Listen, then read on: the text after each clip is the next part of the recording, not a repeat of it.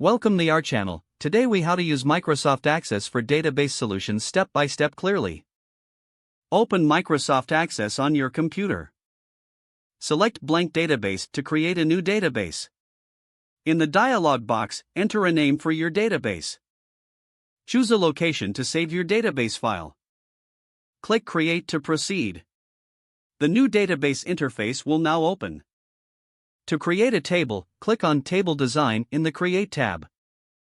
Define the fields for your table by entering a name and selecting a data type for each. Common data types include short text, number, and date time. Set a primary key by right-clicking on the desired field and selecting Primary Key. Once your table structure is, name your table and click OK.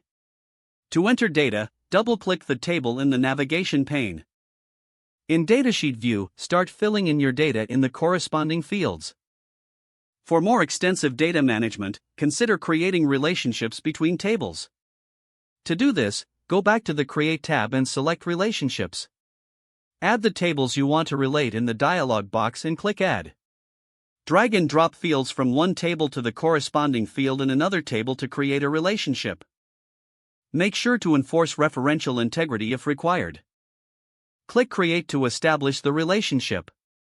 Now you can create queries to extract specific data.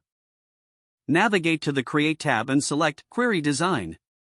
Add the tables you need for your query. Choose the fields you want to display by double-clicking on them. Set criteria to filter your data as needed. Run the query by clicking on the Run button. To create a form for easier data entry, return to the Create tab. Select Form and choose the table you want to use. Access will generate a form with fields based on your table structure. You can customize the form layout as needed. For reporting, go to the Create tab and select Report. Choose the table or query that the report will be based on. Access will generate a report layout automatically. You can further customize the report for better presentation. Don't forget to like this video and subscribe to our channel for more step-by-step tech guides.